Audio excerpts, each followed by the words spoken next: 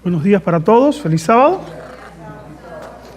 Estamos contentos de estar de vuelta en West Palm Beach. El sábado pasado estábamos en Washington, D.C. y estoy contento de estar aquí en esta mañana con ustedes. A ustedes las conozco, ¿verdad? Sí, han venido otras veces, Dios les bendiga, bienvenida. Allá la hermanita también. ¿Ha seguido viniendo o esta es la segunda vez que viene? La segunda, Dios les bendiga mucho.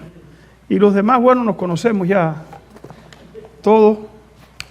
Y es una alegría para nosotros que hagan de esta su iglesia. Para esta semana que viene tenemos muchos proyectos. Bueno, para la otra. Tenemos semana de oración, le estamos invitando. Van a haber varios pastores aquí que nos van a ayudar. El pastor enamorado creo que llega desde el martes. Va a estar por acá con nosotros. También vamos a tener a Joe Grossworth el sábado. Y le estamos invitando, hermanos. Van a ser temas que nos van a ayudar espiritualmente. La semana de oración pueden venir a orar con nosotros. Estamos en tiempo de crisis. Dijo el presidente Trump en el 17 de mayo que hay que orar por la nación. Y es verdad que hay que orar por la nación y hay que orar por la vida espiritual de cada uno y de la iglesia, porque estamos viviendo como predicamos la última vez que prediqué. Hablé de los tiempos, estos últimos días que son malos, y vamos a seguir con esa temática, por lo menos este sábado, y vamos a ver si alcanzamos otro sábado a hablar de esto. Tan importante, hermano, para estos últimos días. Antes de comenzar, Lediel, ¿puedes conectar la computadora? ¿Alguien puede? Hermanita, ¿puede conectarme? ¿Quién la conectó? Del reporte misionero de Washington. Pero antes, quiero agradecerle. Este es el USA Today del jueves. El material que repartimos en Washington, lo vimos a repartir a Washington, eso que ustedes van a ver que estamos repartiendo ahí, estos periódicos que yo tengo aquí en la mano, es este mismo material. Sí, quítalo. Es este mismo material. Por aquí está en inglés. Y por aquí está en español. Si alguien quiere para hacer obra misionera, tenemos mucho.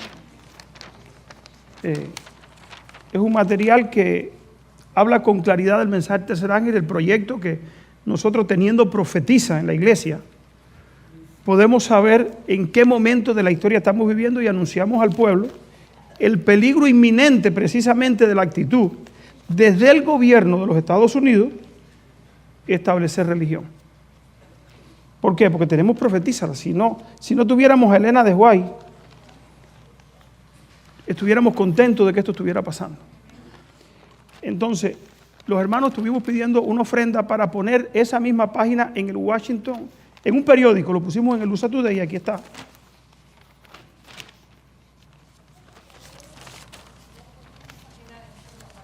En la página, en las noticias especiales, las tres primeras páginas del periódico, son las noticias principales, y allí está la página de nosotros con el mensaje. Si quieren saber el mensaje, lo tenemos en español y en inglés aquí. Alguien si lo quiere, se lo podemos dar al terminar Pero para que sepan que se puso en el periódico, porque, hermano, están sucediendo muchas cosas. ¿Qué pasó el 17 de mayo? Nosotros sabemos que la profecía anuncia que en los Estados Unidos se va a unir, ¿qué? La religión. ¿Con quién? Con el gobierno. Y de esa unión van a venir leyes que parecen buenas, que es poner la nación bajo ¿quién? Bajo Dios. Supuestamente este país es un país protestante, ¿sí o no? Pero yo me fijé en algo que estaba allí por eso quise poner esta foto de principio. Este fue rededicación, 250 años. ¿De qué tiene forma esto? Ese es el gorro del Papa, la mitra del Papa, ¿sí o no? ¿Por qué en un evento protestante tiene que estar la mitra del Papa en el centro del lugar? Y una cruz en el medio. ¿Verdad que no tiene sentido? Creo que fue Adalberto, preguntó a la policía, y la policía le dijo que ese era un evento organizado, ¿saben por quién? Por la Iglesia Católica. Nosotros pensamos que es protestante, pero ¿sabe quién está moviendo los hilos del protestantismo?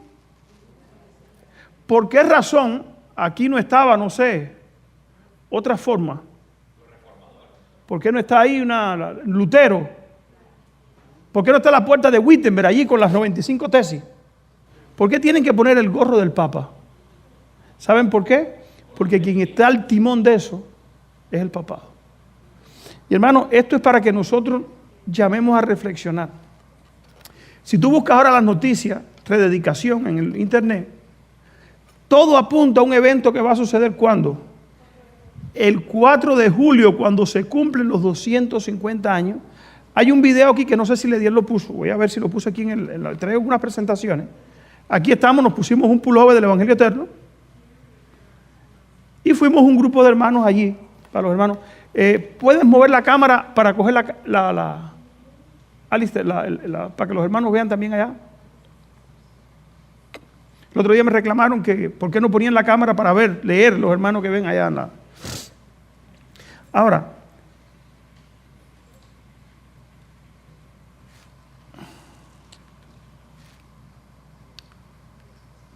aquí está. Esto fue el sábado en la tarde. Deja ver si se oye. No se oye. Hay un video. Este video es un pastor pentecostal o un pastor evangélico que está hablando. Y él dice muy eufóricamente: Alá no es Dios, Jesús es Dios, y tenemos que poner la nación bajo Dios. Ahora, nosotros tenemos que entender el lenguaje o la retórica de estos movimientos religiosos.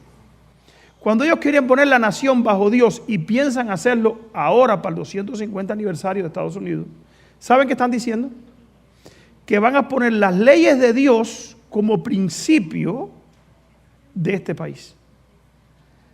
Cuando Donald Trump participó, esto es 17 de mayo, si ustedes buscan lo que él dijo, si mi pueblo orare, sanaré la nación. O sea, eso es la dedicación, ¿saben de quién? Cuando Salomón dedicó el templo. Y dice que si volviera mi rostro donde estén esparcidos, Dios sanará la tierra. Eso él lo usó ¿para qué? Para aplicárselo a los Estados Unidos. En el pueblo de Israel sí que era una teocracia. Pero esto no es una teocracia. ¿Cómo se llama esto? Es una democracia donde hay que separación, iglesia y Estado. ¿Estamos entendiendo? O sea, toda esta retórica de poner a Dios, o sea, esta nación bajo Dios, ¿saben qué están buscando? Entregarle el control de la nación, no a Dios, sino a la iglesia. ¿Saben desde cuándo la Iglesia Católica está tratando de conseguir eso? Cuando lees el conflicto de los siglos, desde el mismo comienzo de la Reforma Protestante, ¿quiénes surgieron? Los jesuitas, dice Elena de White, que eran el campeón de la Iglesia católica. Y su único objetivo es devolver a todas las naciones, ¿bajo qué? Bajo el control de la Iglesia Católica. O sea, hermano, yo no le estoy hablando nada que yo me inventé ayer. Esto es profecía y lo estamos viendo cumplirse en estos días. Fíjense, yo no estoy diciendo, quiero aclarar, que la ley dominical se va a poner el 4 de julio. No es mi mensaje. Pero sí le estoy poniendo el foco a lo que está sucediendo. ¿Para qué? Para que estemos atentos. Hermano, yo no estoy diciendo, desde el Evangelio Eterno, no estoy diciendo que el domingo ya se va a poner el 4 de julio. Ese no es mi mensaje. Si alguien lo ha entendido, discúlpeme si lo he dado a entender. Pero sí va a pasar algo, o quieren hacer algo que sí lo logran si Dios no mete su mano. El que está en el control, siempre lo he dicho, cada vez que predico lo digo. Cuando Isaías vio a Dios allí que él se muere de sequía y él está preocupado, dice que vio a Dios sentado en su trono y desde allí Dios, ¿qué decía? Controlaba todo lo que pasaba en la tierra. Amén. O sea, los hombres tienen planes, pero los planes de Dios van por encima de quién. Yo no sé cuándo va a ser, pero sí tenemos que estar atentos porque están sucediendo cosas y el proyecto que mucha gente tiene y gente poderosa es poner la nación bajo Dios. Si lo logran, va a comenzar, yo estaba hablando con el pastor, ¿qué es lo que están haciendo? Lo mismo que hicieron en Europa. ¿Qué hicieron en Europa? Pusieron la ley dominical y dieron como 4 meses para que los negocios se ajustaran para que pudieran empezar a cerrar, ¿cuándo? 120 días después, 90 días después de que se puso el domingo. Así lo hicieron en Alemania. Si lo logran hacer así, así va a empezar. Y lo van a poner y la gente se va a quedar como, porque al principio está puesto, pero nadie lo sabe. ¿Entendemos? Cuando nos damos cuenta, cuando empezamos a ver las cosas cerradas, los negocios cerrados. ¿Y qué pasó? No, es que el domingo ahora no se trabaja. Para que la familia esté unida. Nosotros sabemos que eso va a empezar así. Hermano, cuando eso suceda, que está habiendo debate, la hermana de White dice que no se va a poner la ley dominical sin que haya debate. Hermano, yo les voy a decir algo. Yo estuve allí en ese evento. Allí encontré personas que yo no me imaginé que existían. La cantidad de personas. Allí Tom Bachelor mandó 25,000 conflictos de los siglos y revistas. Otro hermano más rentó un yuju de eso y le metió 25,000 conflictos de los siglos y se buscó voluntario. Cuando nosotros llegamos allí el sábado, había gente ya recibiendo el conflicto de los siglos.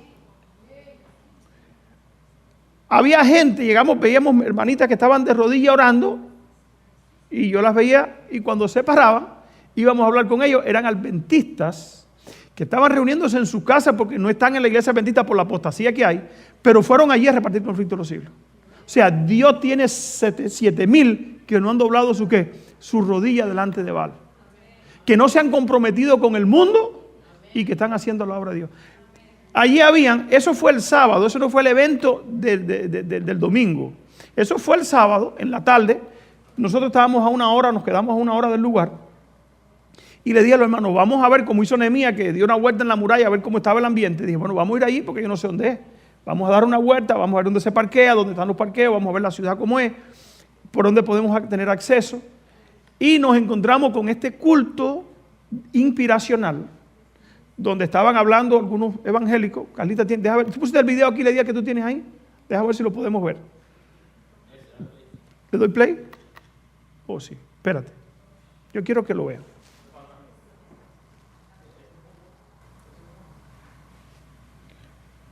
¿Se oye por aquí? Hace falta el micrófono, ¿verdad?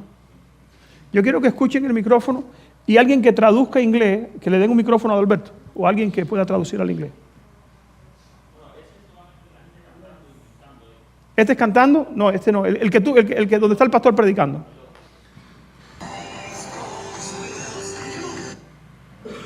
¿Es este? Ajá, ¿verdad? Who believed in the Word of God and worshiped the Son of God, who set out on a great adventure to see if a nation could be founded on one nation. Está apagado esto. God, endowed by... Está apagado el micrófono este. 1, 2. ¿Se escucha? Who believed in the Word of God and worshiped the Son of God, who set out on a great adventure to see if a nation could be founded on one nation under God, Una nación bajo endowed Dios. by Creator with rights, and that God, that Creator, His name is Jesus Christ. Jesus Christ is our God. Jesus Christ is our Lord. He is our Savior. He is our hope. The only blessing for any people, starting with our great nation, is repentance of sin and a return to faith and obedience in Jesus Christ. There is no one like Him. There will never be another like Him. He said He was God. He's the only founder of any major world religion to declare Himself to be God. Our God is not Allah. Our God is Jesus Christ. ¿Vieron? ¿Puedes traducir algo, Alberto? Sí, dice, nosotros estamos emprendiendo aquí lo que es un país fundado debajo de Dios, bajo Dios, una nación debajo de Dios. ¿Sí? Y después estaban hablando de Jesús, que Jesús es Dios, el Creador, y también mencionó ahora mismo de que sobre Alá, que él no es Dios. Ok. Que solamente es Jesucristo. ¿Cuál es el proyecto de este nacionalismo cristiano? La idea es poner este país bajo las leyes de Dios. Bajo los 10 mandamientos. Los 10 mandamientos que están poniendo en las escuelas, ¿qué día es el que ellos están poniendo allí? El domingo como día de reposo. O sea, son los 10 mandamientos, no son ni siquiera los 10 mandamientos católicos. Son los 10 mandamientos como vienen en la Biblia, lo único que cambian, ¿saben cuál es? El sábado por el domingo. Porque son los 10 mandamientos supuestamente protestantes. Ahora, hermano, el proyecto que ellos quieren o sea, la culminación del proyecto, ¿para cuándo va a ser? Para el 4 de julio. Allí se cumplen ¿qué? Los 250 años de ¿qué? De esta nación. Y ellos tienen un proyecto para 250 años más. Vamos a seguir viendo qué estábamos haciendo. Ahí está Avi y Gabriela repartiendo literatura. Eso fue el mismo sábado. Ahí estamos nosotros. Esto es un video, ¿verdad? Miren, esa calle que ustedes ven ahí, eso mide más de 1 milla de largo. Miren la cantidad de gente, no era una persona detrás de la otra. Esta es donde están los parqueos. O sea, esas calles ahí tienen un espacio para parqueo. Y hay una acera, ¿cómo le dicen ustedes? Una banqueta. Ajá. Ahí era de ese ancho, esa fila completa, y eso medía más de 1,5 millas de largo, unos 100 metros así allá al final, aquí unos 100 metros más, y para adentro unos 100 metros más. Y eso estaba lleno de gente. Eso fue el domingo. Cuando nosotros estábamos ahí, si ustedes se fijan, hay muchas personas con el bolsito. ¿Ven el bolsito? Ese bolsito que está ahí. Ese bolsito que está ahí. ¿Ve que todo el mundo tiene un bolsito? Adentro de ese bolsito había un conflicto de los siglos. Ya le voy al play. Se mueven los dos a la vez. Mire, todo el mundo con el bolsito, ¿ves? Y ahí nosotros habíamos repartido nuestro periódico también. La gente lo metía en el bolsito. Mire, todo el mundo con el bolsito, ¿ves? En ese bolsito, ¿ve? Todo el mundo con la bolsita, ¿ve? La bolsita. En ese bolsito había un conflicto de los siglos. Más de 25,000. Yo me sorprendí. Mire, todo el mundo con su bolsito, ¿ve? Ya por ahí nosotros venimos de regreso porque ya por ahí repartimos. Mira la gente con el periódico nuestro. Mira la señora con el periódico nuestro. Ya por ahí nosotros habíamos repartido.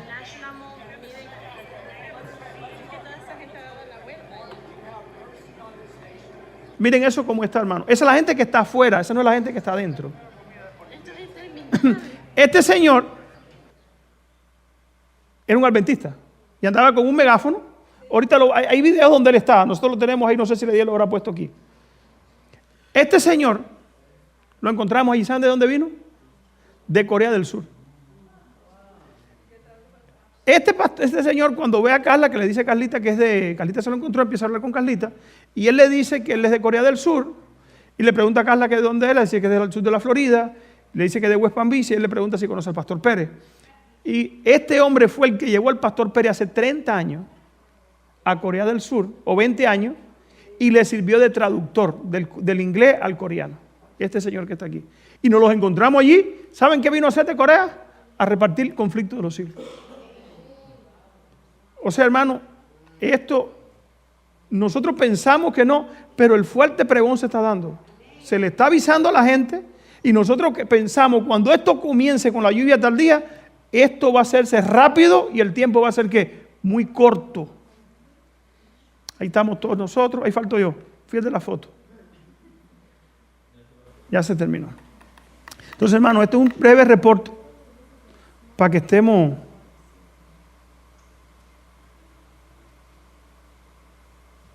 Déjame no cerrar esto aquí. Para que estemos apercibidos y sepamos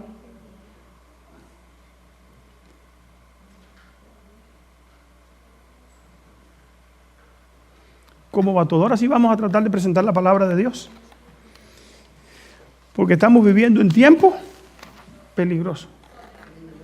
Son tiempos solemnes, tiempos que los profetas no entendieron que se iban a cumplir, ni cuándo se iban a cumplir lo que ellos escribían. Y a nosotros nos ha tocado que discernir. La nación judía, decía la lección de escuela sabática, esa nota no se leyó hoy, que a los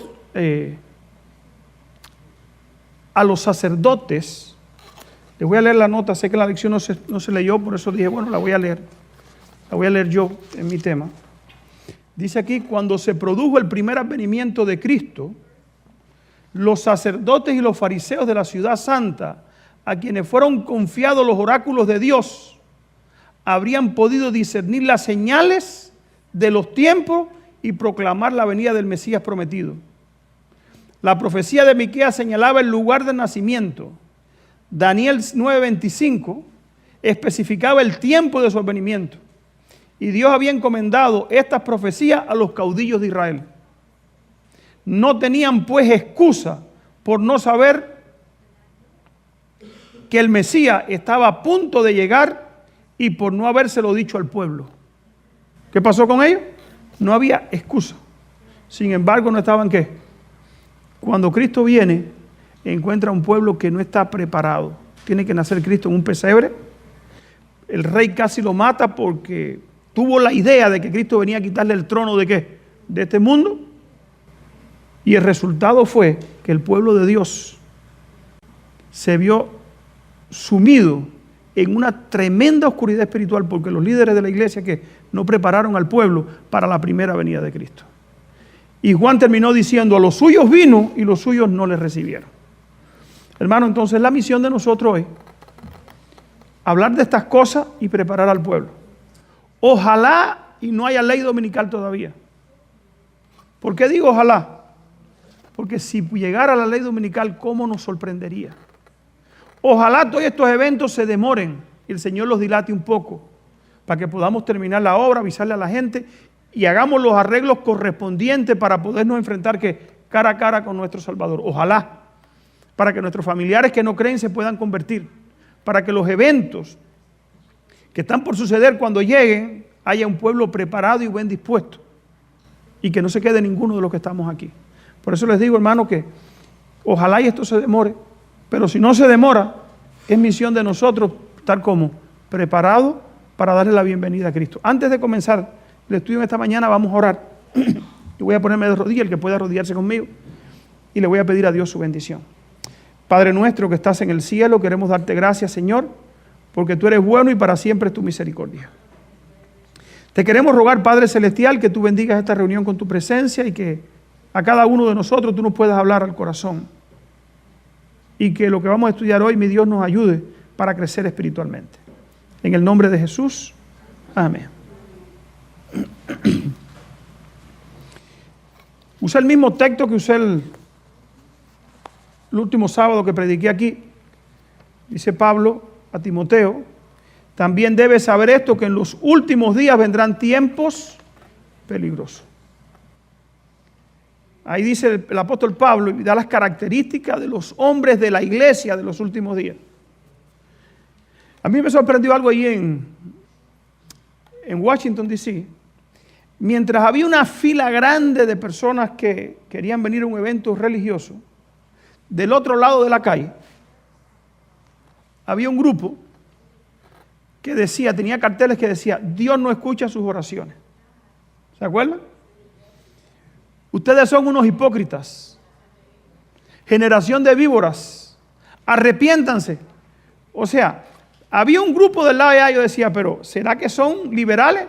No, lo que eran, ¿qué cosa era?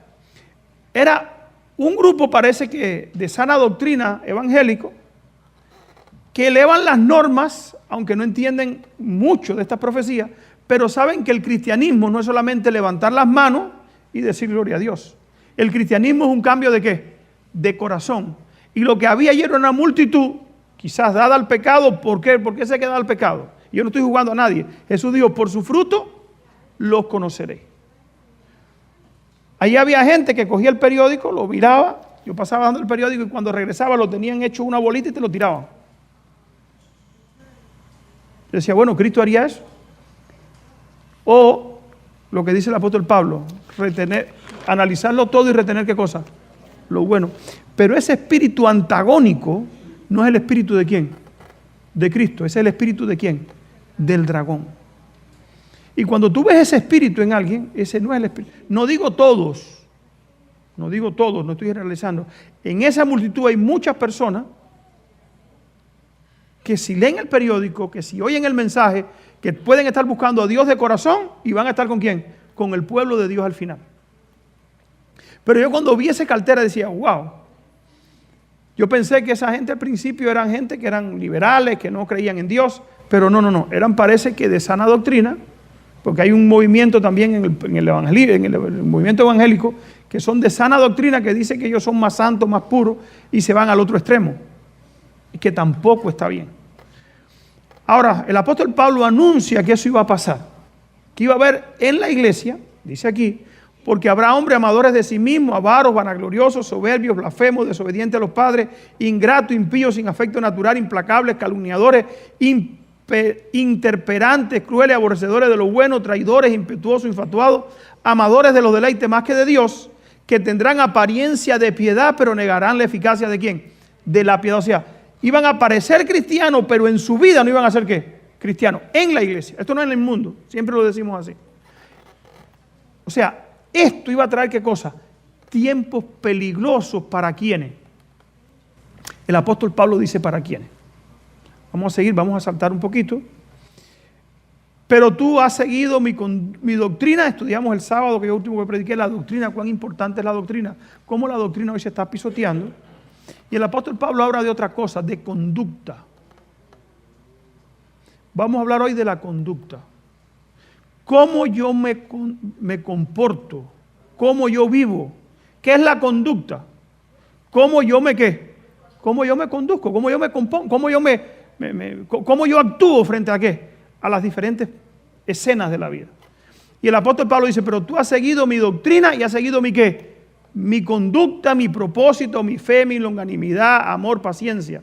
Persecuciones, padecimientos como los que sobrevinieron en Antioquía, en Iconio, en Listra, persecuciones que he sufrido y de todas me ha librado el Señor. Y también, ahora dice el apóstol Pablo, todos los que quieran vivir piadosamente en Cristo Jesús, ¿qué pasará con ellos? Ahora, ¿por qué cuando la mayoría son, como dice el apóstol Pablo,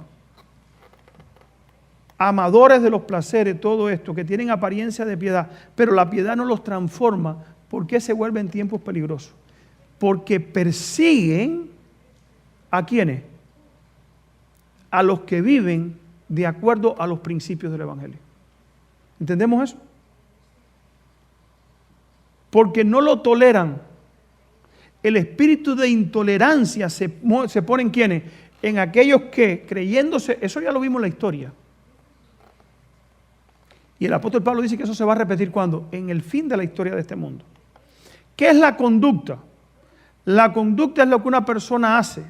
Sus acciones, número uno, sus palabras, las decisiones que toma y la manera de comportarse. Ahora, ¿qué relación tiene la conducta con el carácter? El carácter es lo que una persona es interiormente. Sus principios, sus hábitos morales y la disposición del corazón. Ahora, ¿qué relación hay entre la conducta y el carácter? Dice aquí, la conducta suele ser la manifestación externa de ¿qué? O sea, hay relación entre lo que yo hago y mi carácter, ¿sí o no? Jesús dijo, por su fruto los conoceréis. Por la conducta tú vas a saber el carácter de ¿quién? De una persona, ¿sí o no? O sea, cómo vive, cómo anda, cómo... Dice el chat, le pregunté a la inteligencia artificial, dice, el carácter influye en la conducta, ¿sí o no?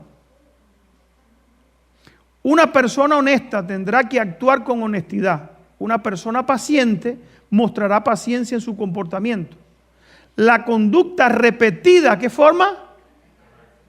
O sea, los hábitos repetidos, o sea, lo que yo hago todos los días, forma mi ¿qué? Mi carácter. ¿Qué tiene que ver esto con las personas de estos últimos días? Con las personas que, según la Biblia, van a estar viviendo en el tiempo del juicio. El problema es que Dios mira más adentro de ¿qué? De lo que yo aparento ser. Dios mira lo que a mí me mueve a ¿qué? A que yo actúe. O sea, ¿cuál es el móvil de que yo sea bueno?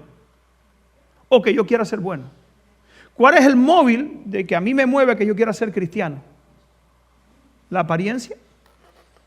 En Isaías capítulo 4 hay un texto allí que dice que en estos últimos días echarán mano de un hombre 7 mujeres y le dirán, mira, nosotros queremos nuestro pan, alimento, y nuestros vestidos, solamente déjanos llevar tu ¿qué?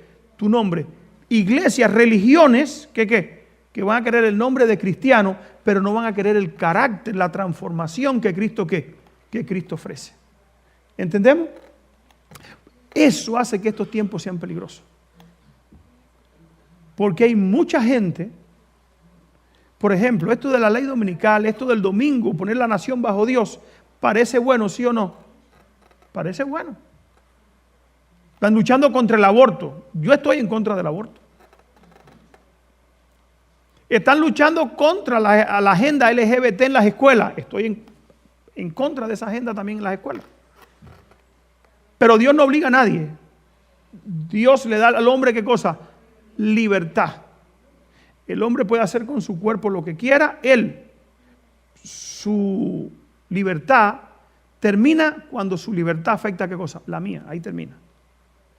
Entonces, que una persona haga con él, pero cuando tratan de imponerlo, yo estoy en contra de eso también. No estoy a favor de eso. Y veo que esas políticas son ¿qué? Son buenas. Ahora, lo que son malas es cuando tú tratas de ¿qué? Desde el gobierno imponer religión para tratar de que la gente por la fuerza deje de hacer eso o por la imposición de la religión. ¿Entendemos? Eso es lo que Dios no está de acuerdo. ¿Qué dice aquí? Los actos repetidos se convierten en hábitos y los hábitos moldean ¿qué cosa? El carácter. Por esas pequeñas decisiones diarias tienen gran ¿qué? Por eso las pequeñas decisiones tienen gran ¿qué? Importancia. Vamos para allá. Para yo ser fiel al final y obtener la victoria al final, tengo que empezar a ser fiel ¿cuándo? Ahora en lo pequeño. Hay quien pone la vista, Satanás te dice, mira, en el futuro, cuando pongan la ley dominical, tú vas a ser fiel a Dios. Ahora, hace falta que tú relajes un poquito la fe. Los cultos no son tan importantes ir a la iglesia. Vas cuando puedes, cuando no estés cansado. Estudia la Biblia cuando no estés cansado. Tu tiempo es tu tiempo. O sea, esos hábitos que nosotros vamos haciendo, buscar de Dios, leer la Biblia, estudiar el Espíritu de Profecía, sacar tiempo para orar, para alimentar mi vida espiritualmente, es lo que ¿qué? Lo que va formando mi carácter. Frente a cada situación en la vida, me pregunto qué haría Cristo si estuviera en mi lugar. Y actuar como actuaría Cristo y tomar parte con el pueblo de Dios y comprometerme con el pueblo de Dios, eso va formando mi ¿qué? Mi carácter. Cuando llegue el momento difícil, entonces yo voy a poder ¿qué? Estar de parte de Dios. Si yo no lo voy haciendo ahora, si yo no me voy comprometiendo ahora, hermano, por mucho que te asuste lo que viene, cuando llegue ese momento tú no vas a estar preparado. Por eso dice aquí, los hábitos modelan el carácter, o sea, lo que yo hago todos los días. Siempre el diablo hace que tú pospongas la decisión ¿para cuándo? Para después. La decisión que tengo que hacer ahora rápido, que quizás el Espíritu Santo esté trabajando con alguien aquí, el diablo se ha propuesto que tú la dejes ¿para cuándo? Que tú la demores, la dilates. Él sabe que si tú la sigues dilatando, cuando llegue el momento de tú ponerte del lado de Dios, tú no lo vas a hacer. Dice, la palabra carácter proviene del griego antiguo carácter, que significa marca o señal. Este término deriva del verbo carácter, que se utilizaba para referirse a la acción de grabar, esculpir, cortar o acuñar. ¿Saben lo que es esculpir en la piedra? ¿Cuántos golpes hay que darle a una piedra para esculpirla, para hacer una imagen? Para hacer un tallo, para tallar algo. ¿Cuántos golpes hay que darle? ¿Cómo nosotros pensamos que si hoy no nos dedicamos a las cosas espirituales, cuando llegue el momento difícil, vamos a tener disposición? No va a poder ser. La evolución histórica del concepto antigua Grecia se usaba para nombrar el hierro de marcar ganado o marca que se imprimía en las monedas. Era literalmente una huella indeleble, no se podía quitar. O sea, nosotros podemos tener un carácter que represente el carácter de Cristo, dominio propio, paciencia, templanza, o sea, tener los atributos del Espíritu Santo, pero para hacerlo tenemos que dedicar ¿qué? Tiempo. El carácter no es obra de la casualidad. Yo nací con este carácter y ya no. El carácter nos lo vamos formando desde niños.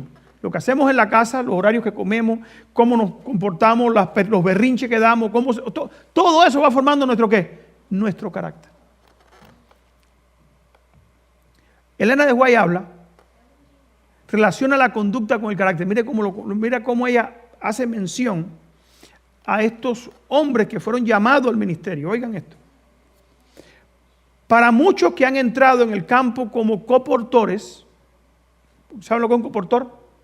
Coportor es el que vende libros. Una persona que entra al ministerio, una parte del ministerio adventista, y cogen libros y salen por los campos donde no hay presencia adventista y van vendiendo libros. La iglesia se los da, por ejemplo, a $3, y los venden a 5, los vende, y de eso ellos viven. Ese es su trabajo.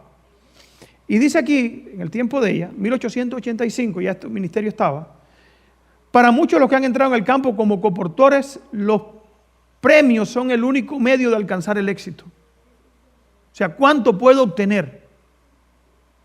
No tienen verdadero mérito como obreros, no tienen experiencia en la religión práctica. Tienen la misma falta y el mismo gusto y la misma complacencia propia que los caracterizaba antes de que afirmaran ser cristianos. ¿Qué pasaba con ellos? La religión no había hecho nada ¿por quién? Por ellos. De ellos se podría decir que Dios no está en sus pensamientos. Fíjense, fueron llamados a trabajar para Dios y ahora se encuentra que Dios no está ¿dónde? En sus pensamientos. Ahora me pregunto, ¿cuánto tiempo está Dios en nuestros pensamientos? Él no mora en su corazón. Hay una pequeñez, una mundanalidad, una degradación en su carácter y comportamiento que dan testimonio contra ellos de que están siguiendo el camino de su propio corazón y andando a la vista de sus propios ojos. ¿Estamos entendiendo? ¿Por qué estos hombres no podían ser cristianos? Porque no habían introducido en su vida los principios de ¿qué? Del cristianismo. Ahora, en estos tiempos peligrosos, hermano, que estamos viviendo, que estamos al borde de que comience la peor de las crisis que nosotros sabemos, ¿cuánto tiempo en nuestra vida nosotros dedicamos a tener hábitos correctos? A orar, a estudiar, a predicar el evangelio, a reaccionar como reaccionaría Cristo en las diferentes circunstancias de la vida, a ser fiel a Dios aunque se desplomen los cielos, a no mentir jamás, a no codiciar, seguir los principios del evangelio. Dice aquí, no practican la abnegación, sino que están determinados a gozar ¿qué cosa? La vida. ¿Cuántos cristianos hay hoy que lo que tienen en la mente es gozar la vida y tener felicidad y disfrutar de este mundo? El tesoro celestial no tiene atractivo para ellos. Todas sus preferencias son de abajo y no de arriba. Ahora dice, los amigos y familiares no pueden tener en alta estima a tales personas porque éstas no están dispuestas a despreciar el mal y ¿a qué? Y a escoger el bien. ¿Saben lo que hace cuando no formamos el carácter correcto? Despreciamos el bien y escogemos ¿qué? El mal. Y eso lo vamos a hacer, ¿cómo lo vamos a hacer? Automáticamente. ¿Nunca le ha pasado que frente a una circunstancia reaccionan de una forma y dicen, ¿y por qué yo hice eso? ¿Saben por qué? Porque hemos venido tallando esa actitud por mucho tiempo en nuestra vida. Y para que eso se corrija, tiene que haber una obra ¿de qué? Del Espíritu Santo en nuestras vidas. Pero para eso nosotros tenemos que trabajar. Dice Timoteo ahí, y también todos los que quieran en tiempo donde la mayoría querrá aparentar solamente piedad, vivir piadosamente en Cristo Jesús, padecerá ¿qué cosa? Persecución. Lo en rojo se lo añadí yo. Y también todos los que quieran vivir piadosamente en Cristo Jesús padecerán persecución. ¿En qué tiempo? En tiempo donde la mayoría querrá solamente ¿qué? Aparentar piedad. ¿Saben por qué? Porque cuando tú hablas y vives de acuerdo al evangelio, tus propios hermanos ¿qué? Te rechazan y no te aceptan. Y piensan que eres demasiado ¿qué? Demasiado estricto. Que estás poniendo la vara muy alta y que estás exigiendo demasiado. Hermano, por eso tenemos que dejar que sea Dios quien nos prepare. Juan 15, 19 al 21 dice, si fueran del mundo, el mundo amaría ¿qué cosa? Pero por cuanto no soy del mundo, antes yo elegí del mundo, por eso el mundo que los aborrece. Mateo 19, 20 al 21. acuérdense las palabras que he dicho, el siervo no es mayor que su Señor. Si a mí me han perseguido, también a vosotros, ¿qué cosa? Si han guardado mi palabra, también guardarán, ¿qué? La vuestra. Mas todo esto harán, ¿por qué? Por causa de mi nombre, porque no conocen al que me ha enviado. ¿Y cuál es la razón de la persecución? Dijo Jesús. Si fueran del mundo, el mundo amaría ¿qué? Cuando nosotros vivimos de acuerdo a los principios del Evangelio, no esperemos que el mundo nos acepte. Lo que dice ahí es que va a haber que ver ¿qué? Que va a haber una persecución y que va a haber un desajuste con respecto a nosotros. O sea, del mundo hacia nosotros. Conflicto de los siglos. ¿Qué condición espiritual tiene que tener la iglesia en estos días? Reavivada, es el plan de Dios. Reformada y preparada para encontrarse ¿con quién? Eso es lo que dice Apocalipsis 3:20 allí. He aquí yo estoy a la puerta y llamo, si alguno abre la puerta, entraré a él, que cenaré con él, y él ¿con quién? Y él conmigo. En el conflicto de los siglos, Elena de White habla algo. Dice aquí, otro asunto hay de más importancia aún que debería llamar la atención de la iglesia en el día de hoy, en estos días que estamos viviendo. El apóstol Pablo declara que todos los que quieran vivir piamente en Cristo Jesús padecerán ¿qué? Dice Elena de White, ¿por qué entonces parece adormecida la persecución en nuestros días? ¿Por qué no hay persecución? ¿Cuántos motivos dice Elena de White que hay? Es que la iglesia se ha conformado ¿con qué? Si nosotros no fuéramos mundanos y estuviéramos haciendo la obra que Dios quiere en estos últimos días, ¿sabe qué hubiera? Hubiera oposición. Ahora, ¿hasta cuándo? ¿Hasta dónde, perdón? Nosotros estamos también dormidos. ¿Hasta dónde? Hermano, yo no quiero desanimar a nadie, no es mi objetivo, pero sí es llamarnos a la reflexión. Dice el hermano Guay, el único motivo que no hay persecución es que la iglesia se ha conformado ¿con qué? Y por lo tanto no despierta. La religión que se profesa hoy no tiene el carácter puro y santo que distinguiera a la fe cristiana en los días de Cristo y de ¿quiénes? Dice el apóstol Pablo que él tenía persecución. Ahí en Timoteo le dice, tú has vivido conmigo mis persecuciones, mis problemas, mi angustia, mi sufrimiento. ¿Por qué? Por los mismos que eran judíos. Y el apóstol Pablo dice, eso mismo va a pasar al final. Hermano, cuando yo veía esa cantidad de personas ahí, yo decía, y saber que hoy esta gente vienen aquí por un alimento espiritual, que Satanás los va a confundir y van a perseguir el verdadero espíritu del cristianismo que dice que tuvo esta nación cuando fue fundada. Una invitación que le hago, vivamos en estos últimos días de acuerdo a los principios que Dios le ha dado ¿a quién? A su pueblo en su palabra. Si tenemos que hacer algún arreglo, hagámoslo. Vivamos de acuerdo a los principios de la palabra de Dios. Pero ¿qué pasa en la iglesia? ¿Qué pasa en los miembros de la iglesia? Uno, revisemos la vida, cómo vivimos. ¿Hasta dónde Satanás nos ha engañado? ¿Hasta dónde Satanás nos ha hecho creer que violar los mandamientos de Dios no es malo? O nos tiene entretenido con juegos y con cosas en internet y con cosas que al final no nos van a ayudar para estar delante de Cristo. Dice aquí, el único motivo es que la iglesia se ha conformado ¿a qué? A las reglas del mundo. Por lo tanto, no despierta oposición. Si nosotros rompemos con el mundo, aún en la iglesia, vamos a tener problemas. Dice aquí, si el cristianismo es aparentemente tan popular en el mundo, ello se debe tan solo a que el espíritu de transigencia con el pecado, y aún si el cristianismo es aparentemente tan popular en el mundo, ello se debe tan solo al espíritu de transigencia con el pecado y a que las grandes verdades de la palabra de Dios son miradas con indiferencia y a la poca piedad vital que hay en la iglesia.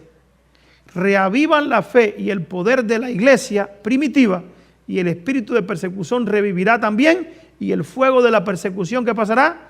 Volverá a encenderse. ¿Qué necesita la iglesia? Un reavivamiento. levantar, ¿qué cosa? Los principios de la palabra de Dios. Estamos viviendo en tiempo prestado. Dios el tiempo que nos ha dado ahora es como un tiempo extra de gracia, a ver si nos despertamos. Ojalá y despertemos. Dice, Dios da la fortaleza, da razonamiento. ¿Qué cosa es razonamiento? El razonamiento es la capacidad de yo darme cuenta en el momento en que yo estoy viviendo. Hay quien el razonamiento lo tienen botado y no ve. Tiene que haber un despertar del Espíritu Santo en nuestra vida para que nos demos cuenta cuán cerca están los eventos que hemos venido hablando, ¿cuánto? Por muchos años. Pero Dios da fortaleza, razonamiento y tiempo. Qué bueno es Dios. Nos ha dado tiempo. Pero ¿hasta cuándo va a durar ese tiempo? Dios nos ha dado tiempo para que nos apartemos del pecado. Para que resolvamos los problemas que espiritualmente nosotros sabemos que tenemos que resolver. Pero ese tiempo se va a terminar. Dice aquí, a fin de que edifiquemos caracteres que Él pueda probar. Quiere que cada uno de sus hijos edifique un carácter noble, realizando una obra pura y noble, para que al fin pueda presentarse una estructura simétrica, un hermoso templo, honrado por el hombre y por ¿quién? Y Dios. Otra nota. En la edificación de nuestro carácter debemos construir sobre Cristo. Él es el único nuestro. Él es nuestro seguro fundamento, el fundamento que es inconmovible. La tempestad de la tentación y las pruebas no pueden mover el edificio que está fundado sobre la roca. El que quiere transformarse en un hermoso edificio para el Señor debe cultivar cada día, cada actitud de su ¿qué? De su ser.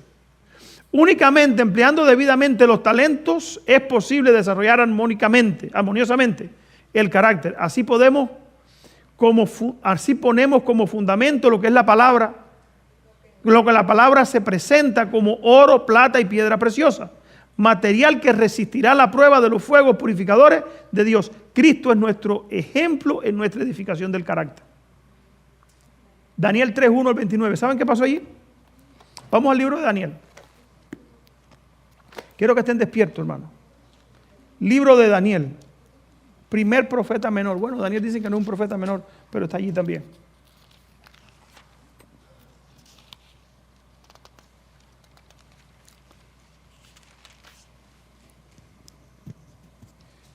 ¿Recuerdan qué pasó en Daniel 3? Le llegó una crisis al pueblo de Dios. ¿Qué crisis llegó? El rey Nabucodonosor hizo una estatua de oro cuya altura era de 60 codos, su anchura de 6 codos, y la levantó en el campo de Dura, en la provincia de Babilonia.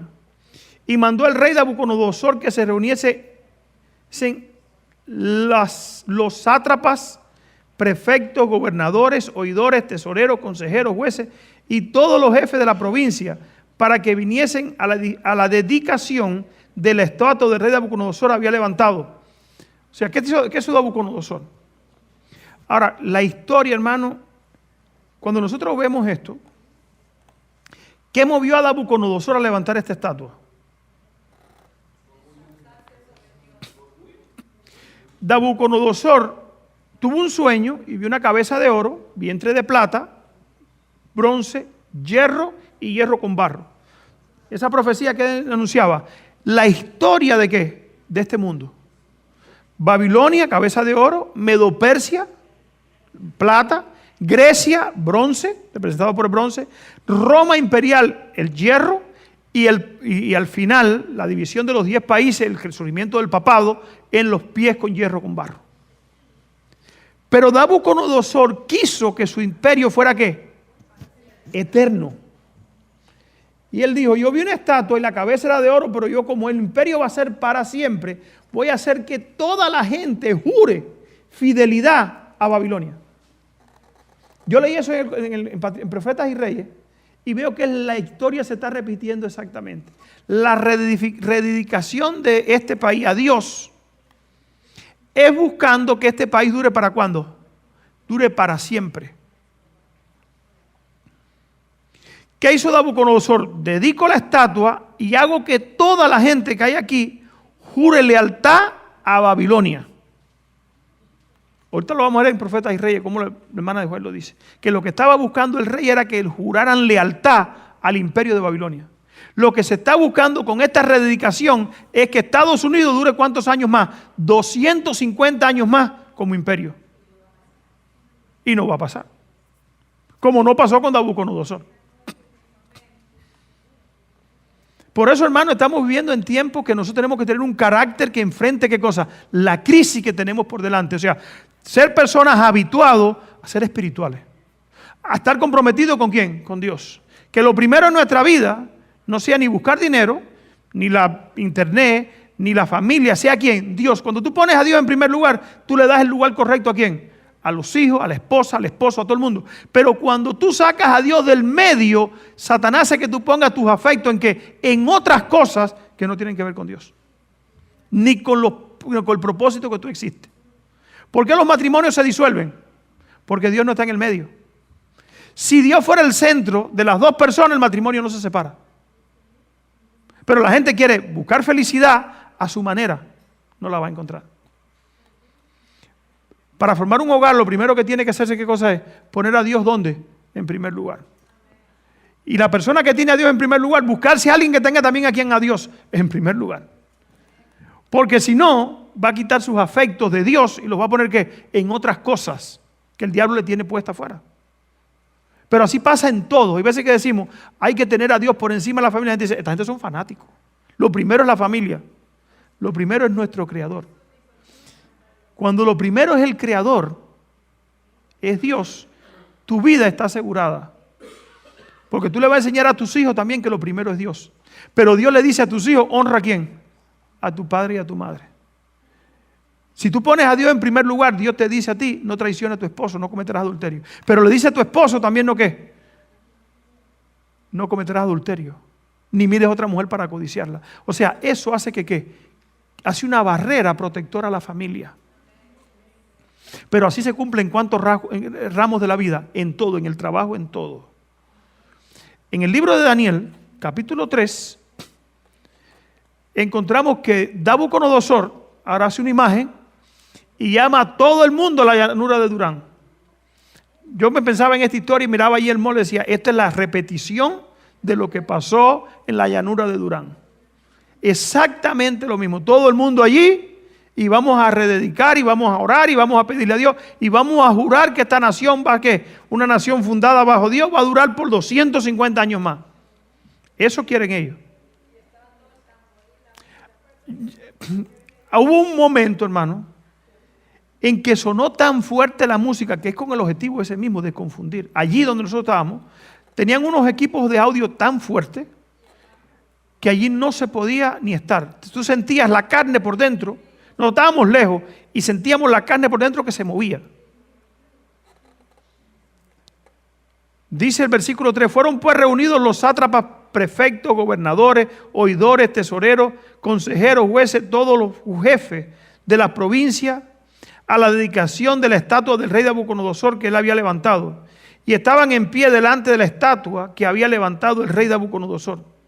Y el pregonero anunciaba en alta voz, a ustedes, oh pueblos, naciones y lenguas, se los hace saber que al oír el sonido de la trompeta, de la flauta, de la citara, del arpa, del salterio, de la zampoña y de todo instrumento musical, se postren y adoren así la estatua de oro que el rey Nabucodonosor ha levantado. Sabemos la historia. Hubo 3 jóvenes que no entraron en el juego. ¿Qué pasó con los que no entraron en el juego? Hubo un decreto de muerte contra ellos. Hubo un llamado general a la adoración de una estatua. Hubo decreto de muerte. Ahora, ¿hubo liberación?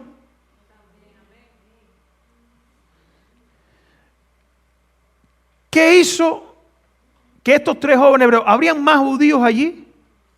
¿Habrán habido más judíos allí en la dedicación de la estatua? ¿Ustedes creen que habían solamente 3 judíos? Si se habían llevado el pueblo preso, la nación judía se la habían llevado cautiva a Babilonia. Cuando Esdras y Nehemías, ¿cuántos salieron? Muchos se quedaron, pero salieron muchos, salieron casi 10,000, creo que fueron. Un número. O sea, había muchos judíos en esa dedicación, ¿sí o no? Y sin embargo, se habla de cuántos que fueron fieles. 3. Y en esos 3 yo quiero que nosotros pongamos el foco, porque qué pasó y qué va a pasar al final. Dice Profetas y Reyes, con recursos de su gran tesoro, Nabucodonosor hizo una gran imagen de oro, similar en sus rasgos generales a la que había visto en visión, menos en un detalle relativo al material que la componía. La que él había visto en visión era oro, plata, bronce, hierro y hierro con barro. Ahora él hace una que es oro completo. Dice, no, este imperio es para cuándo. Si hago que todo el mundo jure lealtad, vamos a hacer a Babilonia grande para cuándo, para siempre. Aunque acostumbrados a las magníficas representaciones de sus divinidades paganas, los caldeos no habían producido antes cosa alguna tan imponente ni majestuosa como esta estatua resplandeciente, de 70 codos de altura, 6 codos de anchura.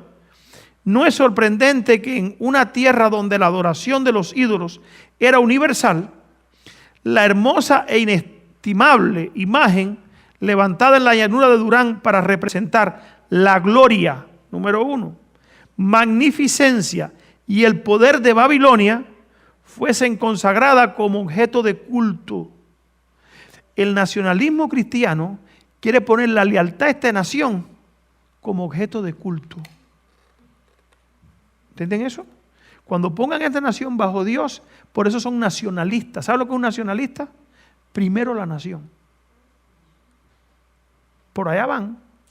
Lo mismo que hizo ¿quién? Así se dispuso y se decretó que en el día de la dedicación todos manifestasen suprema lealtad al poder de ¿quién? Postrándose ante ¿qué? Si no estás con Babilonia, eres enemigo de Babilonia. Si no estás con América, eres enemigo de ¿quién? ¿Se está acabando la libertad en Estados Unidos? Hermanos, los que tenemos ciudadanía, que no entremos dentro de este marco del proyecto que ellos tienen, nos van a quitar hasta la ciudadanía por alta traición a este país. Hay gente que dice, no, yo me quedo aquí porque yo soy ciudadano. Los nacidos tienen que comérselos de aquí, pero los que hemos sido naturalizados, preparémonos, que si somos fieles, por traición a los Estados Unidos se nos va a quitar hasta la ciudadanía. Parece una locura, pero no lo es. O sea, el proyecto que hay llega bien profundo. Por eso la crisis que hay es que, pero como hubo liberación aquí, también van a haber liberación ¿para quién? Para el pueblo de Dios de los últimos días. Dice aquí, pero Dios decretó otra cosa. Ellos dijeron, no, lealtad a la nación, adoración a la imagen. No todos habían doblegado la rodilla ante un símbolo idólatra del poder humano. La imagen no solamente representaba la idolatría, sino también, ¿qué cosa? El sometimiento al poder político. ¿Entienden? Las dos cosas. Tanto la adoración a la idolatría como el sometimiento al poder político idólatra que estaba dando la orden. Dice aquí, en medio de la multitud de adoradores habían 3 hombres que estaban firmemente, ¿qué? La palabrita aquí, ¿cuál es? Resuelto. Ellos habían resuelto. Ahora, ¿cuándo resolvieron ellos? ¿Cuándo la imagen? ¿Se acuerdan cuando fueron llamados a la corte? Ellos resolvieron, número 1, no contaminarse con ¿qué? Si podían controlar el alimento, podían controlar ¿cuánto? Todas las demás pasiones. Ellos estaban resueltos a no deshonrar así a ¿quién? Al Dios del cielo. Su Dios era el Rey de Reyes y el Señor de Señores. Ante ningún otro se postrarían. Llegó el día señalado y en un vasto concurso de todos los pueblos, naciones y lenguas, se congregó en la llanura de Durán. De acuerdo con la orden del rey, cuando se oyese el sonido de la música, todos los pueblos se postraron y adoraron la estatua de oro. En aquel día decisivo. ¿Llegó el día qué? Hermano, a nosotros nos va a llegar el día decisivo. Donde se va a ver si hemos venido edificando, dice el apóstol Pablo, sobre roca o sobre madera, sobre metal precioso, sobre oro, plata, metal precioso, o si hemos que edificado nuestro carácter bajo una idea falsa. Tú y yo vamos a entrar ese día decisivo. En aquel día decisivo, la potestad de las tinieblas parecían haber ganado, ¿qué cosa? Un triunfo señalado. El culto de la imagen de oro parecía destinado a quedar relacionado de un modo permanente con las formas establecidas de la idolatría reconocida como religión del Estado en aquella tierra. Satanás esperaba derrotar así el propósito de que Dios tuvo o tenía de hacer de la presencia del cautivo Israel en Babilonia un medio de bendecir a todas las naciones paganas. ¿Por qué Dios llevó a Babilonia al pueblo de Israel? Pudieran conocer al verdadero Dios. Y con esto el diablo dijo, ¿para qué Dios levantó esta nación? ¿Para qué? Para levantar ¿qué? La verdad. Cuando tú vas ahí a Apocalipsis 13, Apocalipsis 12, la tierra que ayuda a la mujer, la bestia que surge y llena el mundo, que es esta nación, ¿con qué objetivo Dios la levantó?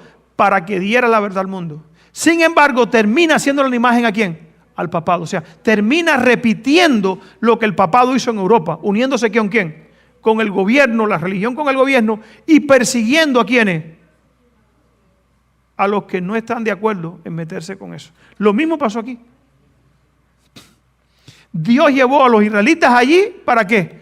Para que enseñaran a los paganos la religión verdadera. Ahora parecía que Satanás iba a vencer. Pero Dios tenía algo que preparado. Como Dios tiene gente que se está preparando hoy.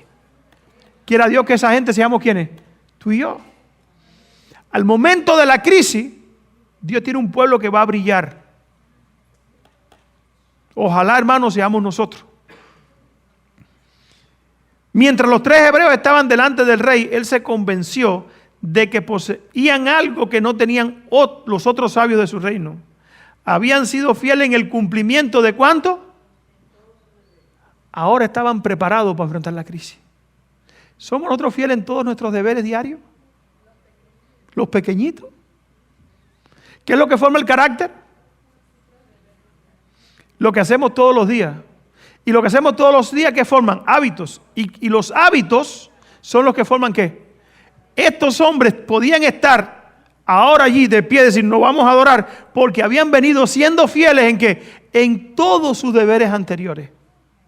¿Hay deberes cristianos hoy? ¿Cómo me visto? ¿Cómo como? ¿Con quién hablo? ¿Con quién ando? ¿Con quién me relaciono? ¿Qué música escucho? ¿Quiénes son mis amigos? ¿Cuáles son mis proyectos de vida? ¿A quién estoy buscando como novio o novia? Si estoy buscando una mundana, yo nunca voy a estar en ese pueblo. Si rebajo las normas, yo nunca voy a estar con eso. ¿Por qué? Porque si no somos fieles a estos deberes, cuando llegue la crisis tú no vas a estar preparado. Si hoy te cuesta separarse de algo que para ti es un ídolo, tú no vas a estar preparado para ese momento. ¿Por qué esta gente estuvo preparado? Porque habían sido fieles en el cumplimiento de ¿qué? De todos sus deberes. Ahora llega la crisis y están preparados ¿para qué? Para enfrentarla.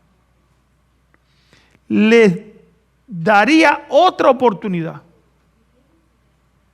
Si tan solo indicaban buena disposición a unirse con la multitud para adorar la imagen, les iría bien. Pero si no la adoráis, añadió, en la misma hora serán echados en medio de ¿qué? Del horno de fuego ardiente, y con las manos extendidas hacia arriba y con son de desafío preguntó, ¿qué Dios será aquel que os libre de mi mano? Eso es mucha arrogancia. ¿Cómo llegaron estos hombres a tomar resolución de morir antes que de ceder? ¿Tenemos nosotros esa resolución en la vida? ¿Saben cómo lo podemos saber? Siempre lo digo, nuestro día a día. Nuestro día a día. Si no con los de a pie no podemos correr, ¿cómo vamos a correr con los de a caballo? Van afuera las amenazas del rey. No podía desviar a estos hombres de su fidelidad al príncipe del universo. De la historia de sus padres habían aprendido que la desobediencia a Dios resulta en ¿qué? En deshonor. Ellos habían aprendido por mucho tiempo, venían adorando ¿a quién? A Dios. Venían obedeciendo ¿a quién? A Dios. o sea, la desobediencia resulta en deshonor, desastre y muerte, y que el temor de Jehová es el principio de la sabiduría, el fundamento de toda prosperidad verdadera. Mirando con calma el horno, dijeron, no cuidamos de responderte sobre este negocio. He aquí nuestro Dios, a quien honramos, puede librarnos de tu mano, puede librarnos del horno de fuego ardiente, y de tu mano, oh rey, nos librará.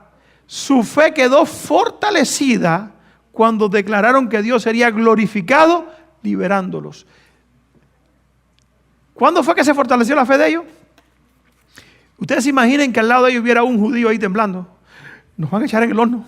¿Y qué vamos a hacer? Y esto lo estamos buscando por tu culpa, fulano. O sea, si hubiera habido uno con apariencia de piedad, ¿de qué parte se hubiera puesto? ¿No los hubiera acusado de que eran muy tercos? ¿De que se estaban buscando que lo echaran en el horno de fuego? Es por tu culpa que nos estamos echando en el horno de fuego. Pero ¿saben lo que pasó con ellos? Ellos tenían la resolución de ser fiel. Cuando llega el momento de la crisis con el pueblo de Dios, no puede haber nadie que tiemble. Todos tienen que tener, ¿qué cosa? El mismo sentir. Por eso cuando comienza la ley dominical, hermano, los que en la iglesia han venido figurando quedan separados de los fieles. Porque cuando llega el momento de la hora de verdad, de la prueba, solamente los que hayan venido edificando sobre Cristo van a poder resistir.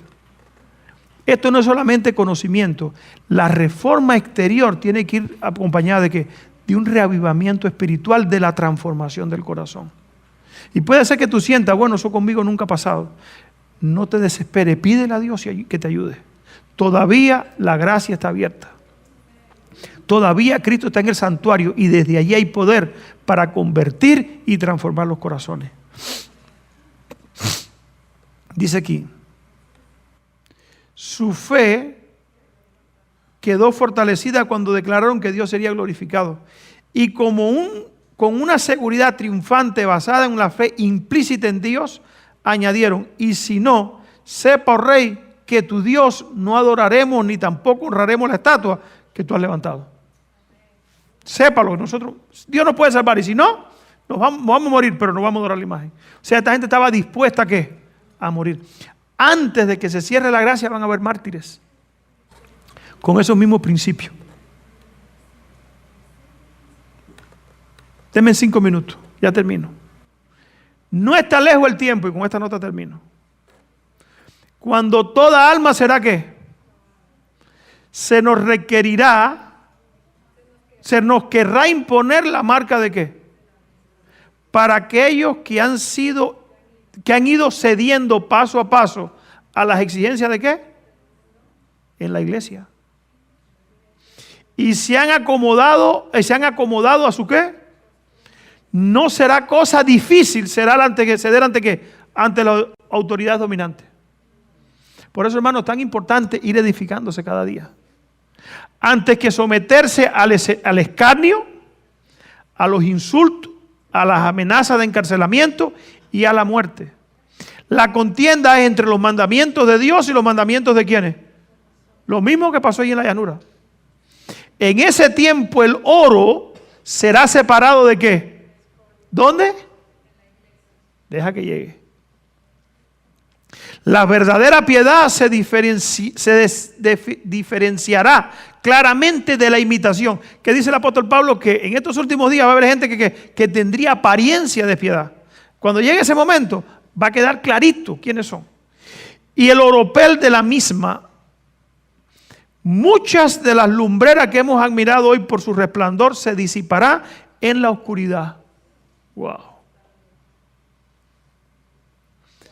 Cual nube, el tamo será llevado por el viento, aún en los lugares donde solo vemos ahora sembrado de hermoso trigo.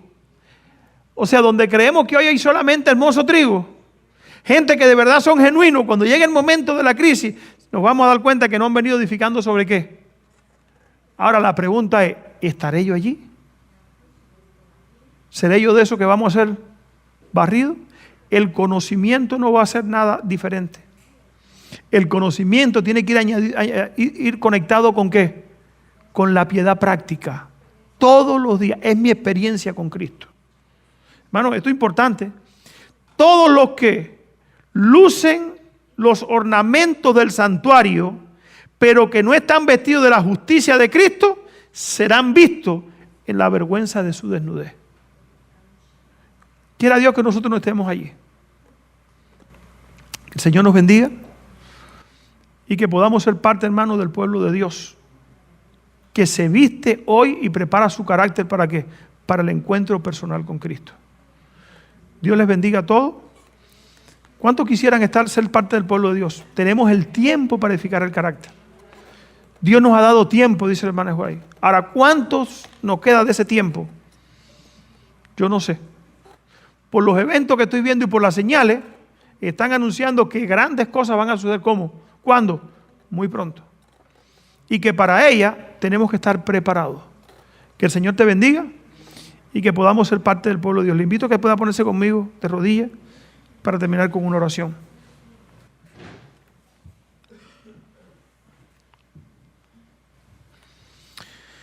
Padre nuestro que estás en el cielo, santificado y alabado sea tu nombre, Señor. Gracias, Señor, porque tú nos das tiempo y has preparado todo para que nosotros podamos estar delante de ti en el día glorioso de tu venida. Te ruego, Padre Celestial, que tú nos fortalezcas, nos ayudes, mi Dios. Tú sí nos conoces mejor que nosotros mismos. Ayúdanos, Padre Celestial, para que nuestras tendencias y nuestro corazón pueda ser transformado y podamos trabajar, Señor, en obtener cada día la victoria, en obtener, mi Dios, cada día una experiencia cristiana que nos va a ser necesaria para el tiempo del fin. Aquí hay visitas, Señor, te rogamos por ellas, que tú les bendiga y les ayude. Muchas veces nos sentimos desesperados porque vemos que tenemos, mi Dios, deseos, cosas que no quisiéramos que están allí. Nuestro carácter, Padre Celestial, vemos la deformidad que tiene y pensamos, Padre Celestial, que no lo vamos a alcanzar, pero ayúdanos por tu gracia y que tu poder pueda trabajar en nuestras vidas y podamos perfeccionar un carácter que pueda permanecer delante de ti en la peor de las crisis. Que podamos serte fieles cuando el mundo, mi Dios, se declare en contra tuya y cuando el mundo, Padre Celestial, abogue por la voz de la mayoría, que nosotros podamos estar de tu parte y serte fieles. Bendice, Padre Celestial, a cada hijo tuyo, aquellos que nos ven por las redes sociales y también los alimentos que vamos a participar de ellos ahora, Señor. En el nombre de Jesús. Amén.